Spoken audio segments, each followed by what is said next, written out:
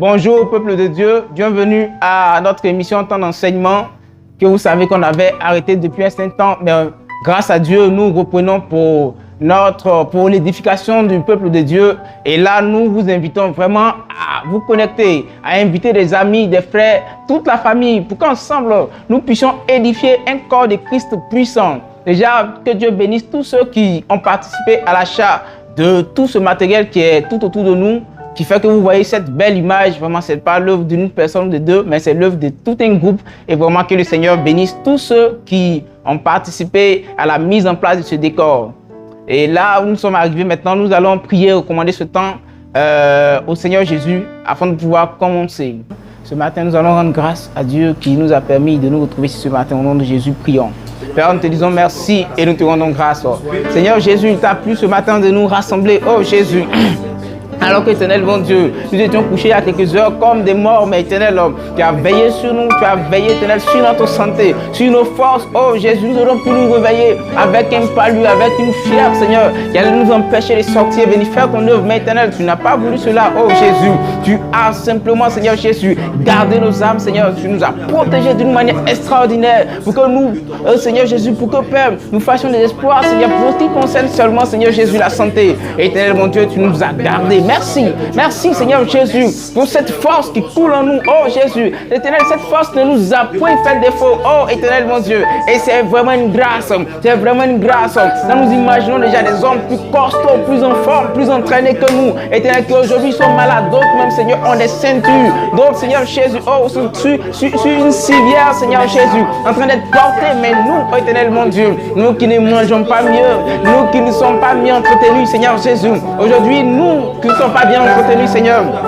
Nous sommes en train, aujourd'hui, Seigneur, de marcher tranquillement, de passer, de revenir, Seigneur, sans rien payer. Nous partons, nous revenons sans rien payer, Seigneur Jésus. Éternel, nous ne payons rien pour respirer. Nous ne payons rien pour, Seigneur Jésus, pour avoir même la santé, Seigneur. Nous ne payons rien. Alors que, Père, nous connaissons très bien les plans de l'ennemi. Il ne vient que pour tuer. Seigneur, tout le travail qu'il fait, c'est que nous soyons malades, que nous soyons pas en forme. Mais, Seigneur Jésus, chaque fois, tu envoies une contre-mesure, Seigneur Jésus, à toutes les attaques de l'ennemi. Père, tu envoies toujours une contre-mesure à toutes les attaques de l'ennemi, Seigneur Jésus. Merci, Seigneur. Gloire soit rendue. Toi, éternel mon Dieu, qui agis jour après jour, minute après minute, heure après heure, seconde après seconde, pour que, Père, nous ayons la santé. Pour que, Père, nous ayons la santé. Et cette santé en abondance, oh Jésus. Pour que nous ayons cette santé en abondance.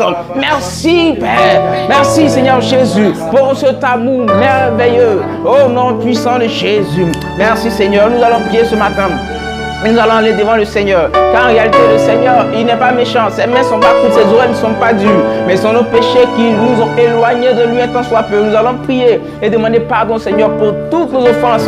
Au nom de Jésus, prions. Éternel, nous voici, Père, nous venons, Seigneur Jésus. Et oh, Papa, Éternel, qui cache cette transgression qui prospère? Qui cache cette transgression qui prospère? Seigneur, personne, oh Jésus. Aussi longtemps que, Père, nous cachons nos transgressions. Aussi longtemps, Seigneur Jésus, que nous cachons, oh, nos fautes. Éternel, mon Dieu, nous sommes nous-mêmes, Seigneur, sur une malédiction. Nous sommes nous-mêmes, Seigneur, sur une malédiction, sur un retard, Seigneur Jésus. C'est pourquoi ce matin, Seigneur, nous venons à toi, oh Éternel, car nous reconnaissons, Seigneur Jésus. Nous reconnaissons, oh Éternel, mon Dieu, notre négligence, Seigneur, pour ce qui concerne l'œuvre. Combien de temps, Seigneur Jésus, est-ce que nous avons passé dans ta présence? Combien de temps est-ce que nous avons passé dans ta présence? Combien de temps est-ce que nous avons passé dans ta présence? Combien de temps, Seigneur? Très peu, Seigneur Jésus. Nous avons préféré, Seigneur Jésus, passer du temps, Seigneur, avec des copains, passer du temps, Seigneur Jésus, avec des amis, passer du temps, Seigneur, avec notre entourage que toi, oh Jésus. Alors que Père, le salut peut dire qu'il passe du temps dans ta parole, Seigneur, éternel, pour ne pas pécher. Il passe du temps, Seigneur Jésus, avec ta parole pour ne pas pécher. Mais Seigneur Jésus, nous passons du temps loin de ta parole. Oh, alors Seigneur, le seul résultat, c'est le péché. Mais ce matin, Seigneur, nous te demandons pardon. Nous te demandons pardon, Seigneur Jésus, pour toute notre négligence, Seigneur Jésus, pour toute notre négligence, Seigneur. Oh Père, prends pitié de nous, Seigneur Jésus. Éternel, prends pitié de nous. Oh Père, nous te demandons pardon pour nos paroles, Seigneur, mauvaises, Seigneur Jésus. Nous te demandons pardon, Seigneur, pour la méchanceté de nos cœurs, pour les convoitises, Seigneur Jésus. Éternel, mon Dieu, pour les convoitises, Seigneur, pour toutes les convoitises, Seigneur. Que ce soit, Seigneur Jésus, dans nos yeux, parce que nous avons entendu, parce que nous avons touché, Seigneur.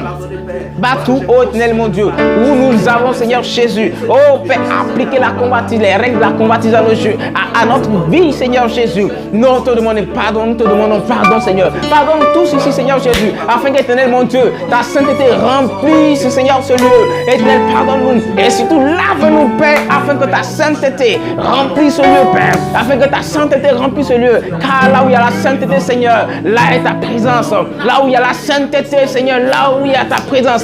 Éternel, là où il y a la sainteté, c'est là, Seigneur Jésus, que ta présence règne. C'est là que ta présence travaille, Seigneur Jésus. Nous ne voulons pas être vides de toi ce matin, c'est pourquoi, Père, nous te prions, Seigneur, de nous laver. Purifie-nous, Seigneur. Purifie-nous.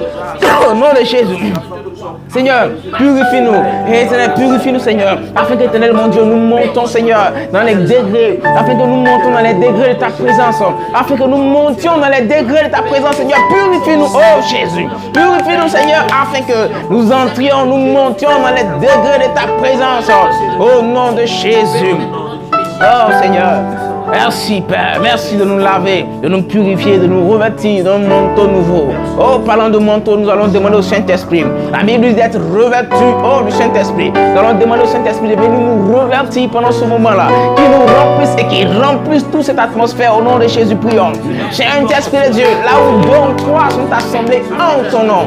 Et il est écrit que là où deux ou trois sont assemblés en ton nom, Père, ton esprit est déjà présent. Ton esprit est déjà présent. Maintenant, ce que nous demandons, Seigneur, c'est que Père, tu remplisses l'atmosphère. C'est que Père, tu remplisses l'atmosphère. Et là où tu es, oh, la mort s'enfuit. Là où tu es, la morosité s'enfuit. Là où tu es, Seigneur Jésus, les forces du mal s'enfuient. Là où tu es, oh Jésus, qui peut venir, Seigneur? Qui peut venir? Quel ennemi peut venir, Seigneur? Lorsque, Seigneur Jésus, tu viens. Nous te prions ce matin. Éternel, mon Dieu, viens remplir ce lieu. Viens remplir ce lieu. Viens diriger, Seigneur, nos bouches, nos langues, nos paroles. Éternel, que tout ce qui va sortir de nous, Seigneur, soit de toi. C'est pourquoi nous rendons stériles nos pensées. Nous rendons stériles nos pensées. Et Seigneur Jésus, nous laissons, Seigneur, ta grâce nous remplir. Nous laissons, Père, ta grâce nous remplir. Que ta grâce nous remplisse. Que ta grâce nous remplisse. Jésus, que ta grâce, que ta force toute puissante, Seigneur, soit notre partage ce matin. Oh, Papa, toi qui parles mieux que tout le monde, toi qui parles mieux que tout le monde, Seigneur, viens parler par nous. Éternel, toi qui interprètes mieux que tout le monde, viens interpréter par nous. Éternel, toi qui enseignes mieux que tout le monde, viens enseigner par nous. Oh Jésus, ce soir, nous avons besoin de ton esprit.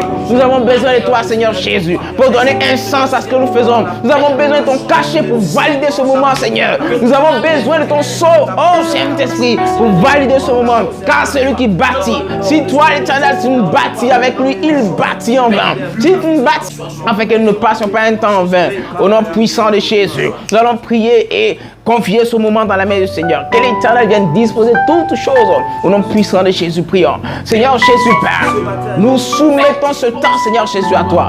Oh Jésus, nous soumettons ce temps à toi. Nous soumettons ce temps à toi, Seigneur. Nous chassons tout ce qui est esprit mauvais, esprit maléfique, esprit de distraction, Seigneur Jésus. Éternel mon Dieu, là où tes enfants se rassemblent, l'ennemi vient aussi, Seigneur Jésus, pour glisser ces choses. Il vient pour glisser son venin. Mais aujourd'hui, Père, nous fermons la porte. Nous fermons toutes les portes.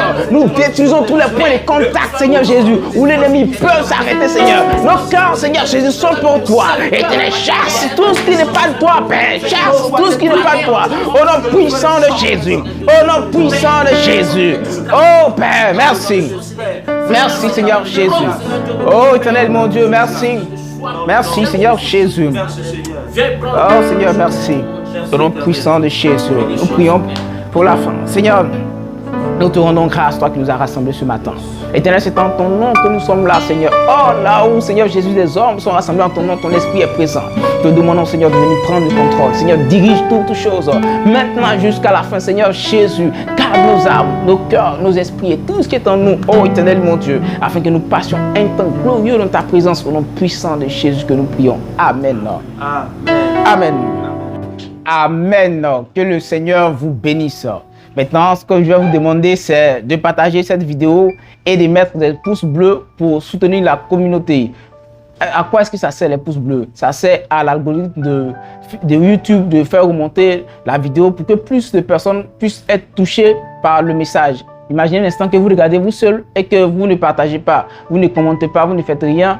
La vidéo descend, quelle que soit la beauté du message, quelle que soit la profondeur du message, la vidéo descend. Donc, on va vous inviter comme ça, 1, à partager, 2, à liker et 3, à soutenir par des commentaires. Donc, pour suivre, pour comprendre tout ce que nous sommes en train de nous allons expliquer aujourd'hui, nous vous invitons à voir les premières vidéos qui sont encore présentes sur la chaîne, que vous pouvez voir, même nous allons les mettre en description, voilà, que vous pouvez voir pour suivre un peu le début de tout ça et de quoi est-ce que ça parle. Nous sommes en train d'expliquer l'ABC de la vie chrétienne. Vous pouvez prendre note, l'ABC de la vie chrétienne. Et c'est basé sur Hébreux 6 à partir du verset 1. Où nous voyons comment est-ce que l'Église a été posée, les fondements de l'Église qui aujourd'hui, malheureusement, ont été abandonnés. Mais ça existe quand même. Ces fondements-là existent. Et c'est bel et bien dans la Bible, Alléluia. C'est bel et bien, excusez-moi, dans la Bible. Mais ça a été abandonné au profit de d'autres choses. Mais nous n'allons pas entrer dans ces considérations-là. Nous revenons à ce qui nous intéresse aujourd'hui. Donc, nous parlons de l'ABC de la vie chrétienne. Et nous sommes partis de la renonciation des œuvres mortes. Nous avons déjà le verset que nous allons aussi en description qui est Hébreux 6 à partir du verset 1. Vous lisez le verset 1 et le verset 2. Nous n'allons pas le lire aujourd'hui pour le temps qui nous manque. Et excusez-moi. Et quand vous finissez de lire, vous revenez et puis vous suivez. Parce qu'à chaque fois, si on dit pour vous, vous n'allez pas prendre vos Bibles, alors que c'est important de prendre vos Bibles pour vérifier. Comme les chrétiens de Béret, la Bible dit que lorsqu'ils entendaient, ils acceptaient la parole, mais ils partaient vérifier. Donc, vous aussi, vous devez vérifier. Ensuite, on dit, nous allons avancer. Donc, on avait vu la sanctification. Et on disait que la sanctification, c'est sans cette chose-là, un chrétien ou bien une personne, bon, parlons même d'un chrétien, un chrétien ne pouvait pas voir Dieu. C'est-à-dire que le meilleur des chrétiens, celui-là qui va à l'église, qui fait sa dîme, qui fait ses offrandes, qui est bien avec tout le monde, mais s'il manque de sanctification, il ne pourrait pas voir Dieu, comme c'est écrit dans le livre des Hébreux. Donc on comprend que la sanctification est vraiment la clé qui va nous permettre de rencontrer Dieu. Et combien de personnes se sanctifient? Combien de personnes se sanctifient? Je vais vous inviter à prendre vos Bibles dans le livre de 1 Thessaloniciens 4, le verset 3. Il dit ce que Dieu veut, c'est votre sanctification. Donc, ça rappelle aujourd'hui, d'abord on disait dans Hébreux 12 que sans la sanctification, personne ne verra Dieu. Mais quand on revient dans 1 Thessaloniciens, il dit que ce que Dieu veut, et c'est vraiment très important, il dit ce que Dieu veut, c'est votre sanctification. Ce que Dieu veut, c'est votre sanctification. Donc là, on voit la volonté de Dieu. Une fois encore, il dit c'est votre sanctification. Et on avait déjà donné la définition de la sanctification. On avait dit que la sanctification, c'était le fait de se mettre à part pour Dieu. Donc, ce que Dieu veut, tout ce qu'il veut, ce n'est pas nos maisons, ce n'est pas nos belles actions, ce n'est pas nos beaux cheveux, ce n'est pas nos beaux yeux. Mais ce qu'il veut, ce n'est même pas que nous régnions. Mais ce qu'il veut, c'est que nous nous mettions à part pour lui. Et comment se mettre à part pour lui? C'est ce que nous nous évertions à expliquer depuis tout ce temps. Donc si aujourd'hui tu entends ce message, c'est que le Seigneur t'a fait vraiment une grâce extraordinaire de pouvoir toi aussi te mettre à part, oui, de pouvoir apprendre toi aussi à te mettre à part. Ces choses que beaucoup ont abandonnées aujourd'hui. Excusez-moi, ces choses que beaucoup ont abandonnées aujourd'hui.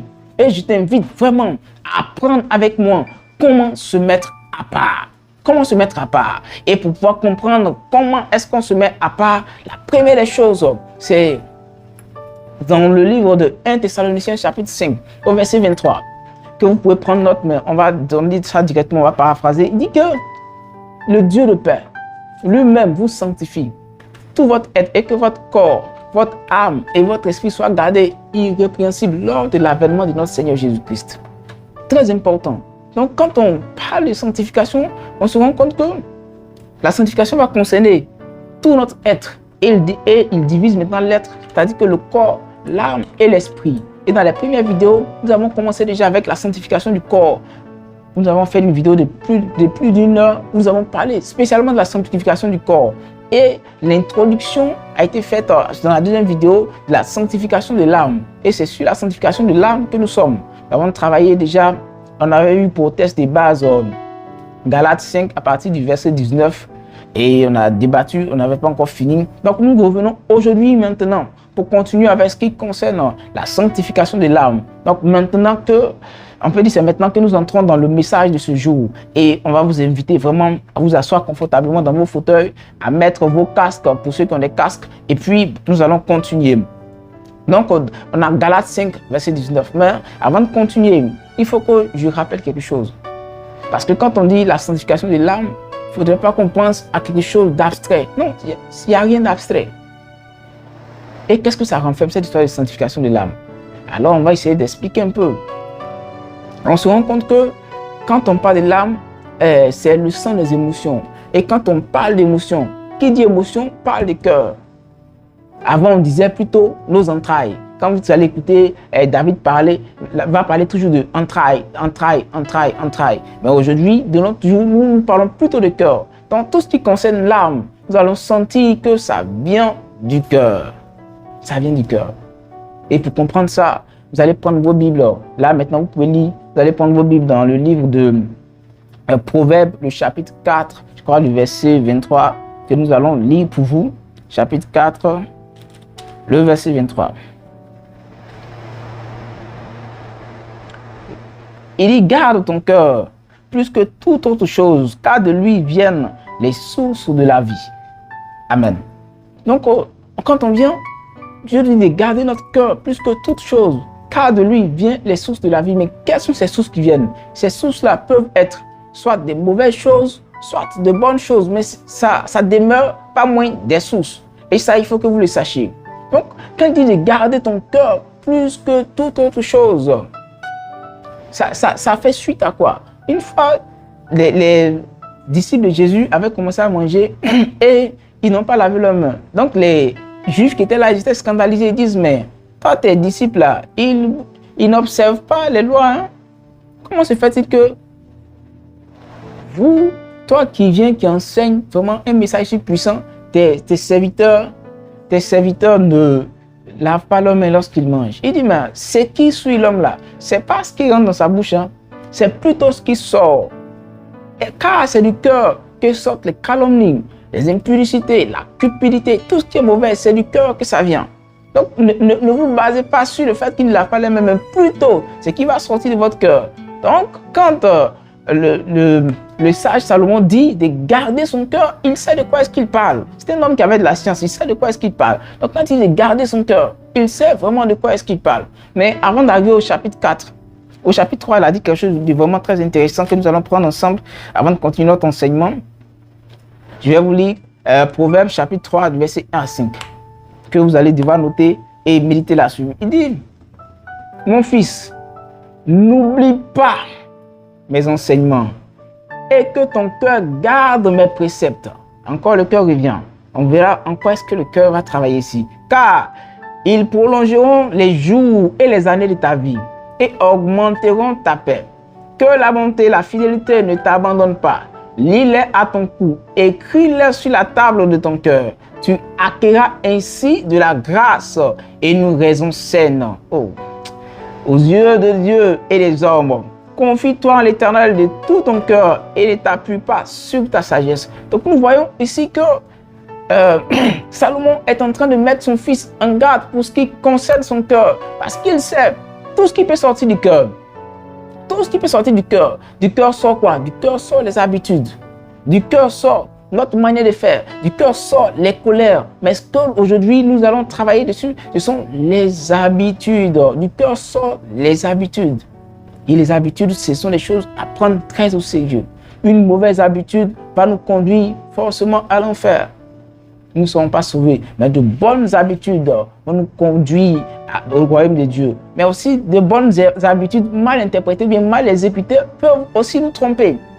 Et il faut dire aussi que les habitudes qu'on peut estimer comme bonnes aussi peuvent nous tromper. C'est-à-dire que l'habitude est mauvaise en elle-même. Mais parce que ce n'est plus mauvais pour notre temps, alors on va se dire que non, mais c'est une bonne habitude aujourd'hui, tout le monde le fait. Non. C'est pourquoi nous retournons maintenant dans le livre de Galates pour voir un tout petit peu ou bien une petite portion de mauvaises habitudes sur lesquelles nous allons débattre si Dieu le permet. Donc nous prenons nos Bibles dans le livre de Galates, chapitre 5, et nous allons planter le décor avec. chapitre 5, à partir du verset 19. Mais vous pouvez prendre à partir du verset 16, mais moi, je prendrai à partir du verset 19. Elle dit, oh, excusez-moi, voilà, il dit, oh, les œuvres de la chair sont manifestes. Ce sont l'impudicité, l'impureté, la dissolution. Si vous vous en souvenez, Jésus disait la même chose pour ce qui sort du cœur. Donc, il dit, oh, les œuvres de la chair sont manifestes. Ce sont l'impudicité, l'impureté, la dissolution, l'idolâtrie, les inimités, les querelles, les jalousies, les animosités, les disputes, les divisions, les sectes, l'envie, l'ivrognerie, les excès de table et les choses semblables. Je vous le dis d'avance, et comme je l'ai déjà dit, que ceux qui commettent de telles choses n'hériteront point le royaume des cieux. Vous comprenez pourquoi est-ce que maintenant, Salomon disait à son fils de garder son cœur. De garder son cœur. Parce que tout ce qu'on vient de citer sont des choses qui viennent du cœur. Les animosités viennent du cœur. La colère vient du cœur. La source des disputes, c'est le cœur. La source des disputes, c'est le cœur. Et il est en train de dire, non, petit, il faut garder ton cœur. Parce que si tu ne gardes pas ton cœur, si tu n'attaches pas les paroles du Seigneur à ton cœur, comme dans Proverbe 3, il dit, si tu n'attaches pas les paroles du Seigneur, les préceptes du Seigneur à ton cœur, qu'est-ce qui va t'arriver? Tu n'hériteras pas le royaume des cieux. Aujourd'hui, c'est vraiment un appel pour quelqu'un qui n'arrive pas à contrôler son cœur. Souvent, on a l'habitude d'entendre des gens dire que moi, tu peux tout me faire, mais si tu insultes ma maman seulement là, ah non, là, affaire de Dieu, l'on met de côté. Parce que dès qu'on insulte sa maman, son cœur perd la raison. Non, c'est pas à cela que Jésus nous appelle. Jésus ne nous a pas appelé à cela. Excusez-moi. Il dit même quand la colère vient, garde-toi de ne pas pécher. Donc on va voir qu'au début, la colère vient. Au début, ce n'est pas un péché. Mais la colère peut nous envoyer à faire des péchés très, très, très, très graves. Très graves. Que nous pouvons même regretter tout le reste de notre vie. Alléluia. La colère peut nous faire commettre des péchés très graves. Sinon d'autres, et à cause de la colère, tu les vois, ils rentrent à l'église et ils changent tous les instruments. Ça, c'est une très bonne colère. Parce qu'ils voient que les instruments de l'église sont gâtés et on joue sur un truc médiocre là. Et la colère entre dans son cœur. Le lundi, il va au magasin, il achète tous les instruments, ils viennent. Ça, c'est une saine colère. Alléluia. Ça, c'est une saine colère. Mais quand quelqu'un insulte ta maman et que tu rentres dans la colère, tu prends un bois, tu casses la tête, ça, c'est une mauvaise colère. Et d'abord, sur la terre ici, tu vas payer. Tu auras payé, mais quand tu vas entrer dans le royaume des cieux, quand tu vas arriver à la porte, il va dire, ah, vraiment, ta colère là, t'as tout fait gâter. Ta colère t'a fait gâter trop de choses. Tu ne peux pas entrer, alors que tu aurais pu dépouiller ton cœur. Donc aujourd'hui, nous allons vraiment revenir, si on peut, si Dieu nous permet vraiment, sur certaines parties du verset 19, 20 et 21, que nous allons pouvoir débattre ou bien expliquer par la grâce de Dieu. Donc déjà, il dit que dans le verset 19, il a d'abord parlé de l'impudicité. L'impudicité. Qu'est-ce que c'est que l'impudicité? D'abord, il est à rappeler que l'impudicité, ce n'est pas seulement la fornication. Non, l'impudicité, ce n'est pas seulement la fornication. Dans certaines versions, on écrit directement la fornication. Alors, ça diminue le sens, ça réduit vraiment le sens du verset. Si on écrit seulement la fornication, ça réduit le sens du verset. Pour pouvoir bien comprendre, on prend son sens même dans l'impudicité. Parce que l'impudicité renferme beaucoup de choses. Par exemple, si tu prends une personne qui ne s'habille pas décemment, elle n'a pas encore commis la fornication, mais celle-là, elle est impudique. Est-ce que vous comprenez maintenant que l'impudicité, ça sort vraiment du cadre de la fornication? Donc, pour tous ceux qui avaient l'habitude de définir l'impudicité comme la fornication, exclusivement, mettez une croix aujourd'hui et ouvrez plutôt des guillemets ou bien des parenthèses pour que nous puissions renfermer un peu de choses qui peuvent contenir l'impudicité. Donc, j'ai parlé tout à l'heure de l'habillement qui est non décent, mais à part l'habillement non décent, il y a beaucoup de choses. Et au nom de ces choses-là, on a les paroles qui sont doucereuses. Les paroles doucereuses. Les paroles trompeuses. Les paroles flatteuses. Ce n'est pas du mensonge. Mais il dit plus que ce que... Parce qu'après on vient au mensonge. Il dit plus que même ce que tu es. Et pour finir, tu es gaillard. Mais non. Ce sont des paroles trompeuses. Donc ça rentre aussi dans le cadre de l'impudicité. Maintenant, à part ça, il y a la séduction. La séduction entre dans l'impudicité. Et ça, toute forme de séduction. Aujourd'hui, malheureusement, nous avons des conférences des chrétiens, des conférences des hommes, des dieux vraiment très, très éminents qui enseignent comment séduire. D'abord, ils enseignent souvent comment séduire un investisseur pour gagner un marché, comment séduire son homme. Et ça, c'est ce qui est le plus répandu, comment séduire son homme pour les femmes. Et il y a des conférences même payantes pour des chrétiens sur la séduction. Mais attendons un peu. Attendons. Qui est-ce qu'on appelle le séducteur? C'est qui on appelle le séducteur? Si aujourd'hui, les hommes qui étaient censés enseigner la publicité, qui étaient censés enseigner la sainteté, sont en train d'enseigner la séduction qui est renfermée dans l'impudicité, on se rend compte que au lieu d'enseigner la sainteté, les hommes sont en train d'enseigner l'impudicité. Et où? À la chair. Les hommes sont en train d'enseigner l'impudicité à la chair. Et ça n'étonne personne. Ça ne repugne personne. Au contraire, on voit 2 millions de vues, 800 000 vues. Mais quand tu retournes, tu te dis, bon, peut-être que ça a choqué les gens, c'est pourquoi ils sont allés regarder. Mais quand tu descends dans les commentaires, tu vois, ah, papa prêche. Ah, c'est maintenant, il comprend. Mais on avait longtemps été trompés. Mais les gens nous ont caché tout ça. Et les gens se réjouissent de ce que, oh, un chrétien aurait pu être un bon séducteur pour gagner des marchés.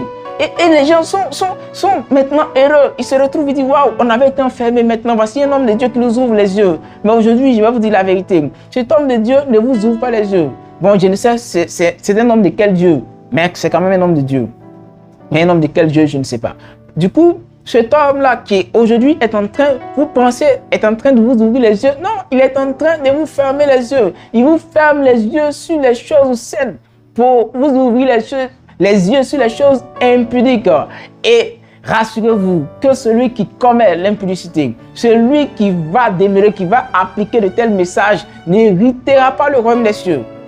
Je ne vais pas passer tout mon temps sur l'impudicité, mais déjà pour ces quelques exemples-là, vous allez vous-même développer les choses qui se rattachent un peu à cela. D'accord? Donc, on avance un peu. Après l'impudicité, on a l'impureté que nous allons laisser, mais la dissolution, ça, c'est vraiment important. La dissolution. C'est quoi la dissolution? Pour nous qui ne comprenons pas français, pour pouvoir comprendre la dissolution, on prend un bissap. On dépose le pot de bissap de 100 francs, on boit le pot jusqu'à ce qu'il reste peut-être pour 25 et on met de l'eau jusqu'à ce que ça remplisse encore. On a toujours du bissap, mais on a toujours du bissap pourquoi? Parce que c'est toujours rouge, il y a toujours du sucre, il y a toujours tout. Mais pour un connaisseur, lorsqu'il goûte, il sait que ça, excusez-moi, il y a beaucoup d'eau. Oui, c'est ce qu'on appelle, excusez-moi, la dissolution. Donc la dissolution, qu'est-ce que ça veut dire maintenant si on veut définir? C'est le fait de diluer, le fait de diluer. Et comme nous sommes dans le domaine de la parole de Dieu, donc quand on ramène la dissolution à la parole de Dieu, on sent que c'est le fait de diluer la parole de Dieu, d'enlever l'essence même de la parole de Dieu, d'enlever tout ce qu'il faut. Pourquoi on appelle ça la parole de Dieu? On enlève et maintenant on laisse un truc, un cadre là, qui ressemble très peut-être à la parole de Dieu, mais au fond, où la puissance n'est plus. Parce que quand on apporte la dissolution, c'est ça, la puissance n'est plus. Le goût du bissap n'est plus. C'est comme ça. Sinon, ça ressemble à du bissap. Il y a encore du sucre, il y a tout dedans, mais le goût n'y est plus. Donc, quand on dissout la parole de Dieu, c'est toujours la parole de Dieu. Mais seulement que la puissance a été arrachée. La puissance, quand on fait la puissance a été arrachée. Et c'est ce qui est arrivé à l'église. C'est pourquoi aujourd'hui, les hommes ne savent plus que c'est la parole qui délivre. Les hommes ne savent plus que c'est la parole qui change la vie. Les hommes ne savent plus que c'est la parole qui apporte la délivrance. Les hommes courent aujourd'hui dans les camps de prière, quand on dit qu'il y a un puissant homme de Dieu qui vient du Ghana, du Nigeria, on voit qu'il y a 100 000 personnes qui se rassemblent, qu'est-ce qu'ils veulent? La délivrance. Mais d'où vient la délivrance? La délivrance vient de la parole de Dieu. Les hommes veulent aujourd'hui abandonner le péché. Ils ne savent pas où aller. Ils courent, ils vont voir les psychologues, ils vont voir des pasteurs, ils vont voir ceci. Ils font même des groupes d'amis où ils essaient quand même de parler de leurs problèmes. Mais ce n'est pas de là que vient la délivrance. La délivrance vient de la parole de Dieu. Mais le fait qu'elle a été dissoute par ceux qui l'ont présentée, du coup, on ne sait plus que la délivrance vient. On ne sait plus que la délivrance vient. Une fois, je méditais le livre des Psaumes, et puis David, je ne sais plus où, et puis David disait, je passe du temps avec ta parole pour ne pas pécher. Ah, je paraphrase parce que je n'ai pas oublié. Il dit, je passe du temps avec ta parole pour ne pas pécher. Donc, quand j'ai fini de lire, je me suis assis, puis j'ai dit, mais attends. Donc, si j'essaie de rendre cette phrase à la forme négative, ça va donner un truc qui est vraiment hallucinant. Regardez, il dira maintenant, je ne passe pas du temps avec ta parole pour pouvoir pécher. Est-ce que vous voyez maintenant? Si on met cette phrase à la forme négative, ça fait « Je ne passe pas du temps avec ta parole pour pouvoir pécher ». Donc aujourd'hui, après cette petite démonstration, est-ce que tu as besoin des conseils d'un archibishop pour arrêter de pécher? Est-ce que tu as besoin des conseils d'un grand, je sais pas, d'un grand prophète pour arrêter de pécher? Non. Tout ce qu'il faut pour ne pas pécher, c'est passer du temps avec la parole de Dieu. C'est passer du temps avec la parole de Dieu. Et si tu n'as jamais lu la parole de Dieu, aujourd'hui, je vais te dire quelque chose. Commence par le livre de Matthieu. Et lis-le jusqu'à l'Apocalypse. Recommence encore, lis le livre de Matthieu. Jusqu'à l'Apocalypse, recommence encore. Et quand tu vas faire au moins 6 fois, maintenant, prends maintenant toute la Bible de la Genèse jusqu'à l'Apocalypse. À force de lire systématiquement la parole de Dieu, personne ne viendra te dire arrête la masturbation. Personne. Personne ne viendra te dire arrête la pornographie. Personne. L'envie ira seule. Les combats qui sont autour de la cupidité qui a rempli ton cœur iront seuls. Tous les combats qui sont autour de la cupidité iront seuls. Tu seras étonné de combien de fois est-ce que la parole de Dieu est puissante pour renverser les petites situations de notre vie. La parole de Dieu appelle à l'existence de nos vies des choses que nous n'avons jamais espérées, des choses que nous n'avons jamais imaginées, des choses qui ne sont jamais passées dans notre tête, mais laissons ce qui concerne notre tête. C'est par la parole de Dieu que le monde entier, les mers, les poissons, les calculs infiniment puissants ont été réalisés pour ne pas qu'il y ait des erreurs sur la conception de ce monde. Mais comment est-ce que la parole de Dieu ne peut pas changer la vie d'un seul être? Si vous mettez à la place de Dieu, que vous regardez la terre, vous allez voir que les êtres humains, ils sont comme rien. Donc si la parole de Dieu ne peut pas changer quelque chose dans ta vie, c'est que ce n'est plus la parole de Dieu. Alléluia. C'est que ce n'est plus la parole de Dieu. Donc vraiment, faisons attention. Revenons à la parole de Dieu. Revenons à la parole de Dieu. Et quand on vient à la parole de Dieu, ce n'est pas pour écouter une parole de Dieu qui est dissoute, mais une parole de Dieu dans toute son entièreté. Dans toute son entièreté, avec toute sa puissance. Et pour cela, il faut que vous-même, vous vous évertuez à la ligne. Les hommes liront la parole, mais ils vous tromperont. Vous voulez entendre Dieu, mais venez lire la parole de Dieu. Vous allez entendre Dieu. Et personne ne vous trompera. Personne. Aujourd'hui, nous sommes en train de faire vraiment l'introduction à notre temps d'enseignement. Et c'est un temps que nous allons suivre peut-être une fois par semaine, si Dieu nous permet. Parce qu'on ne va pas faire une fois par mois, ça sera trop long, une fois par semaine. Mais aujourd'hui, c'est vraiment l'introduction. Nous allons revenir en détail. Mais déjà, si vous avez des questions, vous pouvez les laisser en commentaire. Et nous allons vous répondre. Nous allons discuter vraiment. Si aussi le Seigneur vous convainc de certains passages que vous voulez partager avec nous, il faut aussi les mettre en commentaire pour qu'ensemble, nous puissions vraiment édifier tout le peuple de Dieu dans son entièreté. Parce qu'il faut dire que nous ne connaissons pas tout.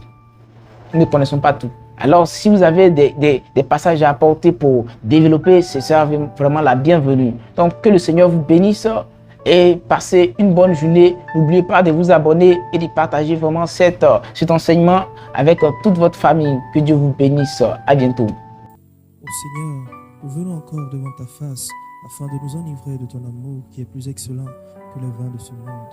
Un amour qui nous sonde et nous introduit dans les eaux profondes de ta connaissance. Tu nous as aimés d'un amour que le monde peut donner et au-delà de nos péchés, un amour a été manifesté. C'est par ta grâce que nous chantons. le chant d'une mélodie merveilleuse que les saints fredonnent du haut des cieux et des confins de la terre. Ta fidélité traduit pour l'humanité le vers d'un amour incontesté qu'aucune faute, aucun péché ne peut noyer.